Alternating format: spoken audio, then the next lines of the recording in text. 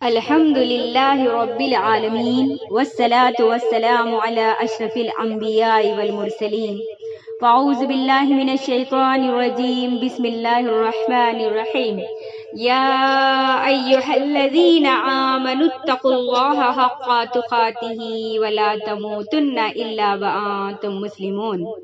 تمام تعریفیں اللہ رب العالمین کے لیے لائق و زیبا ہے جو ہمارا خالق، مالک اور رازق ہے۔ درود سلام ہو نبی محترم و مکرم پر جس پر اللہ رب العالمین نے امت کو ختم کر دیا۔ معزز سامعات، السلام علیکم ورحمۃ اللہ وبرکاتہ۔ آج میری تقریر کا عنوان ہے بعثت رسول صلی اللہ علیہ وسلم کے مقاصد۔ اللہ رب العالمین نے انسانوں کو دنیا اور آخرت میں بے شمار نعمتوں سے نوازا ہے۔ بعض نعمتوں کا تعلق دنیا میں ہے جو اللہ رب العالمین عطا کرنے والا ہے اور اللہ رب العالمین عطا کر رہا ہے، اور بعض نعمتوں کا تعلق آخرت کے نعمتوں سے ہے۔ جب قیامت کے دن اللہ رب العالمین اپنے ایمانی بندوں کو جنت اور اس میں پائی جانے والی عظیم نعمتوں سے نوازے گا۔ اللہ رب العالمین نے جو نعمتیں ہم کو دی ہیں ان میں ایک بنیادی اور اہم نعمت دین اسلام کی نعمت ہے۔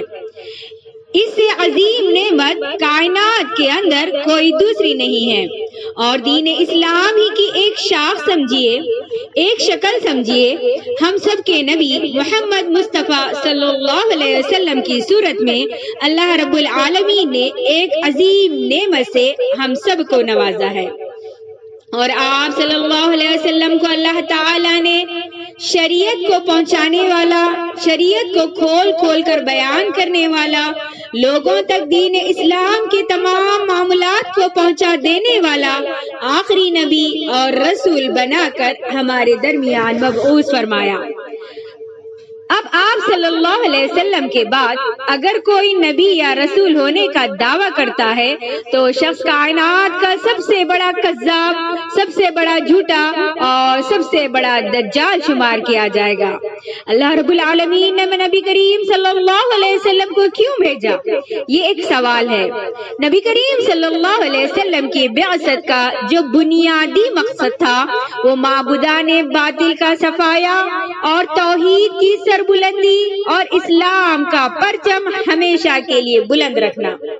آج جب دنیا کے لوگ نبی کریم صلی اللہ علیہ وسلم کی سیرت کی بات کرتے ہیں تو آپ صلی اللہ علیہ وسلم کے زلف کا تذکرہ کیا جاتا ہے، آپ صلی اللہ علیہ وسلم کے چہرے مبارک کا تذکرہ کیا جاتا ہے، آپ صلی اللہ علیہ وسلم کے خد اور کاٹی کی بات کی جاتی ہے، آپ صلی اللہ علیہ وسلم کے چلنے پھرنے اور اٹھنے بیٹھنے کا طریقہ بتایا جاتا ہے، لیکن عمل کا تذکرہ بہت کم کیا جاتا ہے۔ اور آپ صلی اللہ علیہ وسلم کے نام پر آج دنیا میں بے شمار بدعت و خرافات گھڑ لیے گئے ہیں، اور تقریباً آج لوگ یہ بھول چکے ہیں کہ اللہ رب العالمین نے نبی کریم صلی اللہ علیہ وسلم کو کیوں بھیجا۔ یہ ایک اہم سوال ہے جس کا جواب انشاءاللہ آج میں اور آپ قرآن و حدیث کی روشنی میں تلاش کریں گے۔ کسی شاعر نے کیا خوب کہا، یہ مقصد ہے کہ دنیا سے جہالت دور ہو جائے، یہ مقصد ہے کہ دنیا سے جہالت دور ہو جائے، نبی کی بعثت سے مومن کا دل پرنور ہو جائے۔ جیسا کہ میں نے آپ سب کو بتایا، اللہ رب العالمین نے بے شمار نعمتوں سے ہم سب کو نوازا ہے۔ اس میں ایک نعمت رسول اللہ صلی اللہ علیہ وسلم کی بعثت ہے، اور حیرت کی بات ہے، سوچنے کی بات ہے کہ اللہ رب العالمین نے ہمیں زندگی گزارنے کے لیے دنیا بھر کی چیزیں مہیا کی۔ انسان پوری زندگی اللہ رب العالمین کی نعمتوں سے فائدہ اٹھاتا ہے، اور ان میں سے کسی نعمت پر اللہ رب العالمین نے احسان نہیں جتلایا، یا کہیں اللہ رب العالمین نے احسان نہیں بتایا، اور نہ یہ کہا کہ ہم نے تمام چیزیں دے کر تم پہ احسان کیا، لیکن جہاں نبی کریم صلی اللہ علیہ وسلم کی نعمت محبت کی بات آتی ہے کہ اللہ رب العالمین نے آپ کو آخری نبی اور رسول بنا کر بھیجا، وہاں اللہ رب العالمین نے کہا کہ ہم نے تم پر احسان کیا۔ آئیے دیکھتے ہیں سورہ آل عمران سورہ نمبر 3 آیت نمبر 164۔ اللہ رب العالمین ارشاد فرماتا ہے لقد من اللہ علی المؤمنین اذ بعث فیہم رسولا من انفسہم یتلو علیہم آیاتہ ویزکیہم ویعلمہم الکتاب والحکمہ وَإِن كَانُوا مِن قَبْلُ لَفِي ضَلَالٍ مُبِينٍ۔ بے شک مسلمانوں پر اللہ کا بڑا احسان ہے کہ انہی میں سے ایک رسول بھیجا جو انہیں اس کی آیتیں پڑھ کر سناتا ہے اور انہیں پاک کرتا ہے اور انہیں کتاب و حکمت سکھاتا ہے۔ یقیناً یہ سب اس سے پہلے کھلی گمراہی میں تھے۔ تو پتہ چلا نبی کریم صلی اللہ علیہ وسلم کا آنا ہمارے لیے اللہ رب العالمین کی طرف سے ایک احسان اور ایک عظیم نعمت ہے۔ پھر یہ چیزیں واضح کی گئی کہ اللہ رب العالمین نے ایسا نبی بھیجا جو علم اور حکمت سکھاتا ہے اور ان کے نفس کا تزکیہ کرتا ہے، حالانکہ یہ اس سے پہلے گمراہ تھے۔ ایک حدیث کا مفہوم میں بیان کرتی چلوں، اللہ رب العالمین نے جب دنیا انسانیت کو دیکھا، انسانیت گمراہی کے وادیوں میں بھٹک رہی ہے، ایک رب کے علاوہ سینکڑوں معبودوں کے سامنے سجدہ ریز ہوا کرتی ہے، سینکڑوں عبادت گاہیں تعمیر کی گئی ہیں اور غیر اللہ کی عبادتیں ہو رہی ہیں، حتیٰ کہ بیت اللہ خانہ کعبہ کے اندر 360 بت سجا کر رکھے گئے ہیں۔ تو اللہ رب العالمین کو انسان کے حالت زار پر رحم آیا اور بطور تحفہ، بطور ہدیہ اللہ رب العالمین نے ہمیں جناب محمد مصطفیٰ صلی اللہ علیہ وسلم جیسی عظیم نعمت سے سرفراز فرمایا۔ رسول اللہ صلی اللہ علیہ وسلم خود اپنے بارے میں کہتے ہیں یا ایھا الناس انما انا رحمت مہدی، اے لوگو میں تمہاری طرف اللہ کی جانب سے دیا ہوا رحمت اور ہدیہ و تحفہ ہوں۔ آئیے ہم اس کو ایک مثال سے سمجھتے ہیں کہ ہم ہدیہ اور تحفہ کس کو دیتے ہیں؟ کیا اسے جس سے ہمارے تعلقات خراب ہیں، جسے ہم پسند نہیں کرتے، جسے ہم چاہتے نہیں ہیں، یا اسے جس کو ہم پسند کرتے ہیں، محبت کرتے ہیں، اسے اپنا سمجھتے ہیں، اسے چاہنے لگتے ہیں؟ ظاہری بات ہے جسے ہم محبت کرتے ہیں۔ اللہ رب العالمین بھی ہم سے محبت کرتا ہے، اہل ایمان سے محبت کرتا ہے۔ یوں اللہ رب العالمین نے بطور ہدیہ نبی کریم صلی اللہ علیہ وسلم جیسی نعمت دی، اور اللہ رب العالمین نے اس نعمت کو یوں ہی نہیں نوازا بلکہ آپ کا بھیجا جانا، آپ کی اس دنیا میں بعثت ہونا، لوگوں کے لیے آخری نبی اور رسول بنایا جانا، اللہ رب العالمین نے بہت عظیم مقصد کے تحت آپ کو نبی اور رسول بنا کر بھیجا، جن مقاصد کو آج ہماری اکثریت بھول چکی ہے، فراموش کر چکی ہے، انجان بن رہی ہے، نظر انداز کر رہی ہے۔ آئیے اس مقاصد کی طرف نظر ڈالیں جس مقاصد کے لیے نبی کریم صلی اللہ علیہ وسلم کو اس جہان فانی میں رسول بنا کر مبعوث کیا گیا۔ ویسے تو کتاب و سنت میں مقاصد بے شمار ہیں، لیکن وقت کا لحاظ رکھتے ہوئے چند اہم چیزیں میں یہاں بیان کروں گی اور ہم تمام سماعت کریں گے۔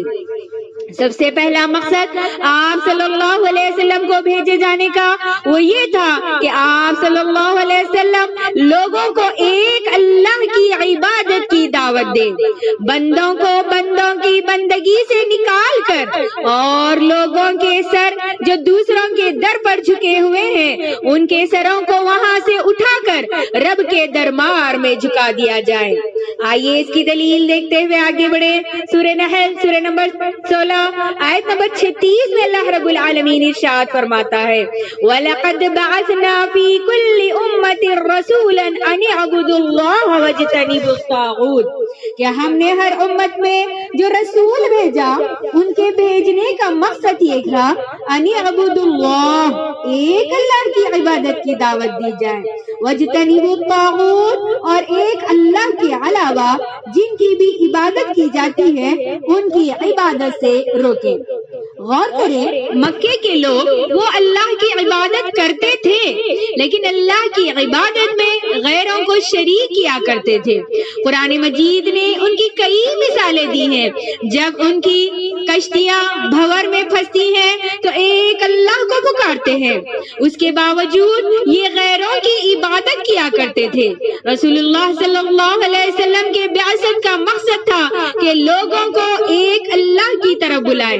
کسی شاعر نے کیا خوب کہا، حالات کے حساب سے جہالت کے اندھیروں میں تھی ڈوبی ساری یہ دنیا، جہالت کے اندھیروں میں تھی ڈوبی ساری یہ دنیا، محمد مصطفیٰ آئے جہاں میں روشنی لے کر۔ سورہ زخرف سورہ نمبر 43 آیت نمبر 35 میں اللہ رب العالمین ارشاد فرماتا ہے، وَاسْأَلْ مَنْ أَرْسَلْنَا مِن قَبْلِكَ مِن رُّسُلِنَا أَجَعَلْنَا مِن دُونِ الرَّحْمَٰنِ آلِهَةً يُعْبَدُونَ۔ اللہ تعالیٰ نے اس آیت میں ایک سوال پوچھا ہے۔ یہ سوال نبی کریم صلی اللہ علیہ وسلم سے پوچھا گیا ہے اور آپ صلی اللہ علیہ وسلم کی امتی کے ہر فرد کے لیے اس سوال کا جاننا واجب و فرض ہے۔ سوال ہے، اے نبی صلی اللہ علیہ وسلم، جن نبیوں کو ہم نے آپ سے پہلے بھیجا ہے ان میں سے آپ پوچھ کر کے دیکھ لیجئے، کیا ہم نے رحمان کے علاوہ بھی کسی کو عبادت کا حکم دیا ہے؟ نہیں، اللہ نے صرف اپنی عبادت کا حکم دیا ہے۔ اس لیے ہر رسول، ہر نبی نے یہی کہا، انا عبدہ ورسولہ، میں اللہ کا بندہ اور اس کا رسول ہوں۔ آج ہم یہ مقصد بھول چکے ہیں کہ رسول اللہ صلی اللہ علیہ وسلم کو اس لیے بھیجا گیا کہ آپ لوگوں کا رشتہ ایک سچے رب سے جوڑے۔ آپ کی بعثت کا مقصد لا الہ الا اللہ کی دعوت کو کائنات کے ہر فرد تک پہنچانا تھا، ان کو ان کے سچے رب کی پہچان کرانا تھا۔ آئیے ایک اور مقصد جس کے لیے نبی کریم صلی اللہ علیہ وسلم کو مبعوث فرمایا، بندوں کو ان کے اچھے اعمال پر جنت کی خوشخبری دینا اور ان کے برے اعمال پر جہنم سے ڈرانا، جسے ہم تبشیر و انذار کہتے ہیں کہ نبی کریم صلی اللہ علیہ وسلم نے خوشخبری سنائی اور جہنم سے ڈرایا۔ یہ ایک مقصد ہے کہ اللہ کے نبی کے بھیجے جانے کا، کیونکہ آج ہماری اکثریت گناہ کو گناہ نہیں سمجھتی، رات اور دن رب کی نافرمانیاں ہو رہی ہیں، اللہ کے احکامات کو توڑا جا رہا ہے، نبی کریم صلی اللہ علیہ وسلم کی نافرمانی ہو رہی ہے، برے کاموں پر اچھائی کا پردہ ڈالا جا رہا ہے، آخرت کی فکر نہیں، دنیا کی زندگی کو ہمیشہ کی زندگی سمجھ رکھا ہے۔ نبی کو اس لیے بھیجا گیا تھا کہ آپ لوگوں کو آگاہ کر دے، اگر اچھے اعمال انجام دیتے ہو تو اللہ نے ان کے لیے جنت کی سدا بہار نعمتیں تیار رکھی ہے، اور اگر اللہ اور اس کے نبی کی نافرمانی کرتے ہیں تو اللہ نے جہنم اور اس کے عذابات بھی تیار رکھے ہیں۔ سورہ کہف سورہ نمبر 18 آیت نمبر 56 میں اللہ رب العالمین ارشاد فرماتا ہے، وَمَا نُرْسِلُ الْمُرْسَلِينَ إِلَّا مُبَشِّرِينَ وَمُنذِرِينَ۔ نبی کے مبعوث ہونے کا مقصد یہاں بیان کیا جا رہا ہے۔ اللہ تعالیٰ نے ارشاد فرمایا کہ ہم نے جو بھی رسول بھیجے، تمام رسول اپنی قوم کو خوشخبری سنانے والے اور اللہ رب العالمین کے عذابات سے ڈرانے والے بنا کر بھیجے۔ آج ہمارا قصور ہے کہ ہم اس مقصد کو بھلا چکے ہیں۔ آئیے نبی کریم صلی اللہ علیہ وسلم کا تیسرا مقصد جانے کہ لوگوں کی تعلیم اور ان کے نفس کا تزکیہ۔ تعلیم یعنی علم، یہ تو میں اور آپ جانتے ہیں، تزکیہ اس کو پہلے میں اور آپ جان لیں اور سمجھ لیں۔ آئیے ایک مثال سے سمجھتے ہیں کہ ہم لوہے کی کوئی پرانی چیز اٹھا کر دیکھیں کہ اس پر زنگ لگا ہوا ہوتا ہے، اس کو صاف کرنے کے لیے کبھی پٹرول، کبھی ڈیزل، کبھی گھاسلیٹ میں ڈال کر 1-2 دن چھوڑ دیا جاتا ہے، پھر نکال کر اس کو برش وغیرہ سے صاف کرتے ہیں، تب وہ اپنی اصل شکل میں آ جاتا ہے۔ تو بس جان لے اسی کا نام تزکیہ ہے۔ نبی کریم کو اللہ رب العالمین نے اس لیے بھیجا کہ آپ لوگوں کا کا تزکیہ کریں، لوگوں کے ایمان پر جو گرد بیٹھ چکی ہے اور لوگوں کے دین پر جو گرد و غبار بیٹھ چکی ہے، آپ اللہ رب العالمین کی آیتوں کو پڑھ کر سنائیں تاکہ لوگوں کے دلوں کا زنگ ختم ہو جائے اور ان کے نفس کا تزکیہ ہو جائے۔ ایک شعر یہاں میں سناتی چلوں۔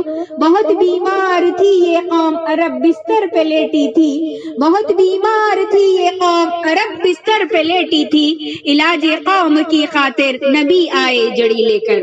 اللہ رب العالمین نے سورہ جمعہ سورہ نمبر 62 آیت نمبر 2 میں ارشاد فرمایا، هو الذی بعث فی الامیین رسولا منہم یتلو علیہم آیاتی ویزکیہم۔ اللہ وہ ہے، اللہ رب العالمین یہاں اپنی ذات کو بندوں سے متعارف کرا رہا ہے۔ کہا کہ اللہ وہ ہے جس نے ایک رسول بھیجا، اور اس رسول کی ذمہ داری کیا تھی؟ اللہ کی آیتوں کو پڑھ کر سنائے اور ان کے نفس کا تزکیہ کرے۔ آئیے نبی کریم صلی اللہ علیہ وسلم کی بعثت کا ایک اور مقصد دیکھیں کہ اللہ تعالی بندوں پر حجت قائم کرنا چاہتا ہے۔ جتنے بھی نبی آئے یہ اللہ رب العالمین نے اس لیے بھیجے کہ امتیوں پر حجت قائم ہو جائے۔ یعنی نبی آئے، نبی نے دعوت دی، رسول آئے، آپ نے دعوت دی، اور آپ کی دعوت صحابہ، تابعین، تبع تابعین کے ذریعے ہم تک پہنچی۔ ہم سب دین اسلام سے واقف ہیں۔ اب اگر اللہ رب العالمین عذاب دیتا ہے عمل نہ کرنے کی صورت میں، یا عمل کرنے کی وجہ سے کوئی نعمت دیتا ہے، تو اللہ پر کوئی حجت نہیں کر سکتا کہ اللہ تو نے عذاب کیوں دیا، اللہ تو نے ان کو فلاں چیز کیوں دی۔ اللہ نے نبیوں کو بھیج کر حجت قائم کر دی، اب اللہ پر کوئی انگلی نہیں اٹھا سکتا، اللہ کو کوئی قصوروار نہیں کہہ سکتا۔ اللہ رب العالمین سورہ طٰہٰ سورہ نمبر 20 آیت نمبر 134 میں ارشاد فرماتا ہے، لولا یأتینا بآیۃ من ربہ اولم تأتہم بینۃ ما فی الصحف العلی۔ اللہ کہہ رہا ہے جب پچھلی قوم میں کسی کو ہلاک کیا جاتا تھا تو قوم والے کہتے تھے، اے اللہ تو ہمارے درمیان کوئی رسول کیوں نہیں بھیجتا، جبکہ اللہ تعالیٰ بھیج چکا ہوتا ہے، لیکن قوم نے وقت رسول کا انکار کر دیا تھا۔ آئیے دیکھتے ہیں نبی کریم صلی اللہ علیہ وسلم کے بھیجے جانے کا ایک اور مقصد، آپ صلی اللہ علیہ وسلم کی سیرت کی اتباع کی جائے۔ آپ کو اللہ تعالیٰ نے تمام دنیا کے لیے اسوہ و نمونہ بنا کر بھیجا۔ آج لوگ زبانی تو نبی کریم صلی اللہ علیہ وسلم کا انکار نہیں کرتے، لیکن عملی طور پر کرتے ہیں، سنتوں کو ترک کرتے ہیں، منمانی کرتے ہیں، جبکہ آج ہم کو آپ صلی اللہ علیہ وسلم کی اتباع کرنا ہے، آپ صلی اللہ علیہ وسلم کی سیرت پر عمل کرنا ہے۔ آج ہمارا لباس آپ صلی اللہ علیہ وسلم کی سنت جیسا ہو، چہرہ آپ صلی اللہ علیہ وسلم کی سنت جیسا ہو، عادت و اطوار آپ صلی اللہ علیہ وسلم جیسے ہو۔ آئیے دیکھتے ہیں قرآن مجید کو سورہ احزاب سورہ نمبر 33 آیت نمبر 21 میں اللہ رب العالمین ارشاد فرماتا ہے، لقد کان لکم فی رسول اللہ اسوۃ حسنہ لمن کان یرجو اللہ والیوم الآخر وذکر اللہ کثیرا۔ رب العالمین کہتا ہے کہ ہم نے جو نبی بھیجا ہے اس نبی کی سیرت میں تمہارے لیے سب سے بہترین نمونہ ہے، سب سے بہترین اسوہ ہے ان بندوں کے لیے جو اللہ رب العالمین پر ایمان رکھتے ہیں اور آخرت میں اللہ رب العالمین سے ملاقات کی امید رکھتے ہیں، اور جو بہت زیادہ اللہ رب العالمین کا ذکر کرتے ہیں۔ آپ کی سیرت ہی آپ کی سنت ہے، آپ کی سیرت ہی آپ کی احادیث ہے جس پر اللہ رب العالمین نے ہم کو عمل کرنے کا حکم دیا ہے اور آپ صلی اللہ علیہ وسلم کی اتباع کرنے کا حکم دیا ہے۔ ہونٹوں سے فقط عشق نبی کا نہ ہو اظہار، ہونٹوں سے فقط عشق نبی کا نہ ہو اظہار، اعمال سے معلوم ہو کردار نمایاں۔ آپ صلی اللہ علیہ وسلم کی بعثت کا ایک اور مقصد اخلاق کی تکمیل۔ آپ صلی اللہ علیہ وسلم نے خود فرمایا، میں نیک اخلاق کی تکمیل کے لیے بھیجا گیا ہوں۔ اللہ رب العالمین سورہ قلم سورہ نمبر 68 آیت نمبر 4 میں ارشاد فرماتا ہے وَإِنَّكَ لَعَلَىٰ خُلُقٍ عَظِيمٍ، اور بے شک آپ صلی اللہ علیہ وسلم اخلاق کے بلند مرتبے پر فائز تھے۔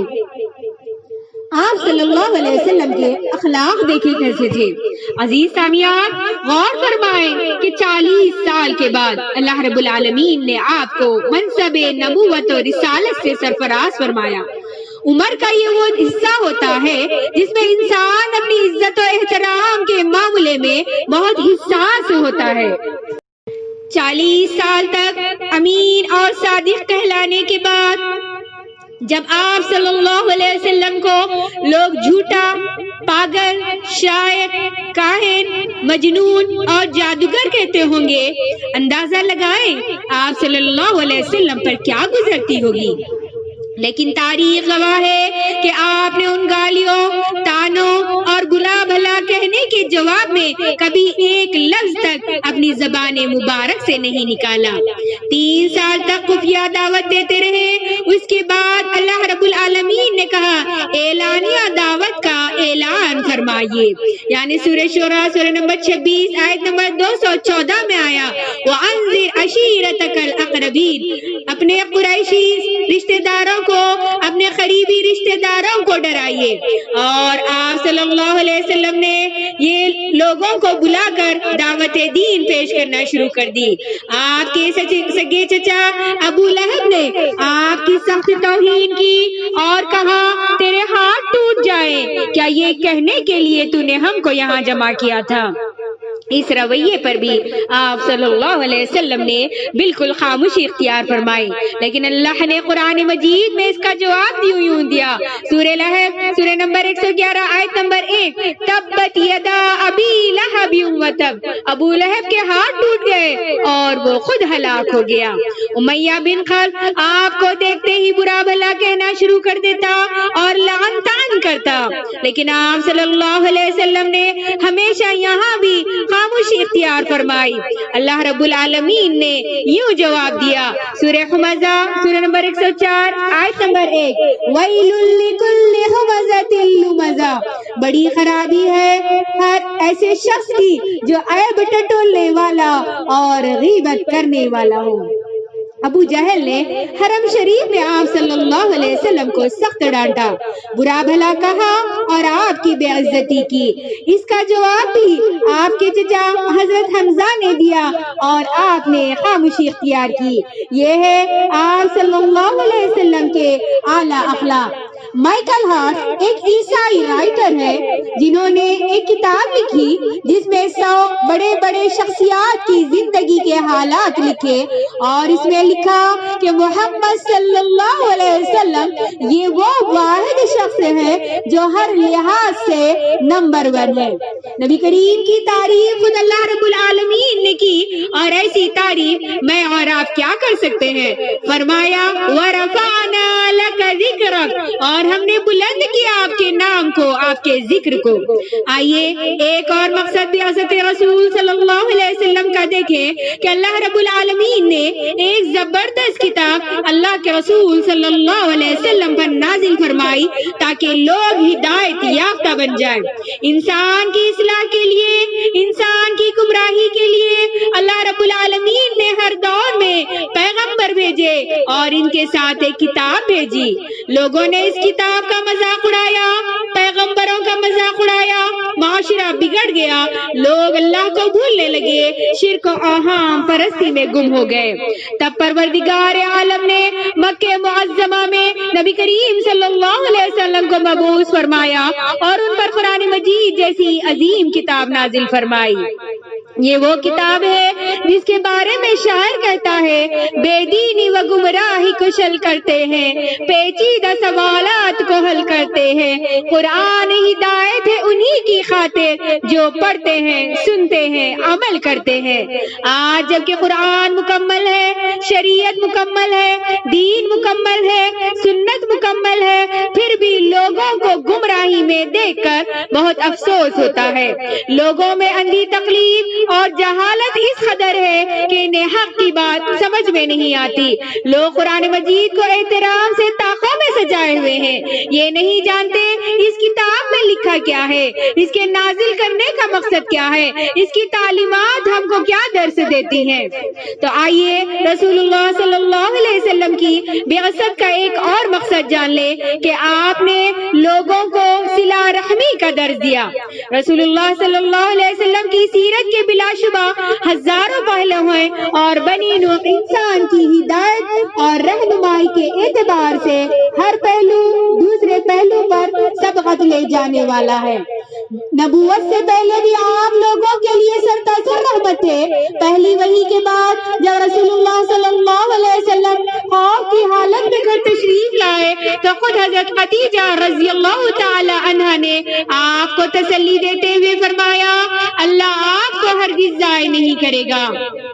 آپ کی آگے خوبیاں بیان فرمائی جس میں سیر فہرست یہ بات تھی کہ آپ صلہ رحمی کرتے ہیں، مصیبت زدہ لوگوں کا بوجھ اٹھاتے ہیں، بے سہاروں کا سہارا بنتے ہیں، مہمانوں کی میزبانی کرتے ہیں، بڑے چھوٹوں کا ادب کرتے ہیں اور حق والوں کا حق ادا کرتے ہیں۔ منصب رسالت پر سرفراز ہونے کے بعد اللہ کے رسول نے دین اپنی امت تک پہنچانے کے لیے جو صلہ رحمی کا طرز عمل اختیار فرمایا وہ آپ صلی اللہ علیہ وسلم کی سیرت کا ایک عظیم الشان پہلو ہے، جس کی رفعتوں اور بلندیوں کا ادراک کرنا کسی انسان کے بس کی بات نہیں۔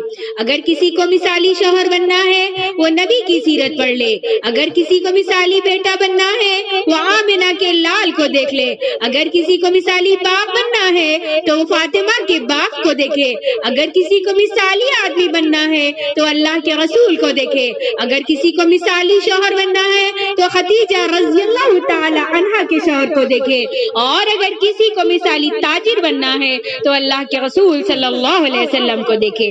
خلاصہ کلام یہ ہے کہ ہم سب آپ صلی اللہ علیہ وسلم کی بعثت کے عظیم مقصد کو سمجھے، عمل میں، اخلاص میں، حسن اخلاق میں، اپنے کردار میں، اپنی دعوت و تبلیغ میں رسول اللہ صلی اللہ علیہ وسلم کو پیشوا و امام بنائے، رہنما بنائے اور آپ کی سنتوں پر عمل پیرا ہو، کیونکہ ایک مسلمان کو جنت تک وہی راستہ پہنچا سکتا ہے جس پر محمد مصطفیٰ صلی اللہ علیہ وسلم تھے۔ جو اس راستے پر چلے گا وہ نجات پائے گا اور جو اس سے ادھر ادھر ہو گیا وہ ہلاک و برباد ہو جائے گا۔ آخر میں اللہ رب العالمین سے دعا گو ہوں کہ اللہ رب العالمین ہم تمام کو رسول اللہ صلی اللہ علیہ وسلم کی بعثت کو سمجھنے اور ان پر عمل کرنے کی توفیق عطا فرمائے۔ آمین ثم آمین وآخر الدعوانا ان الحمد للہ رب العالمین۔ السلام علیکم ورحمۃ اللہ وبرکاتہ۔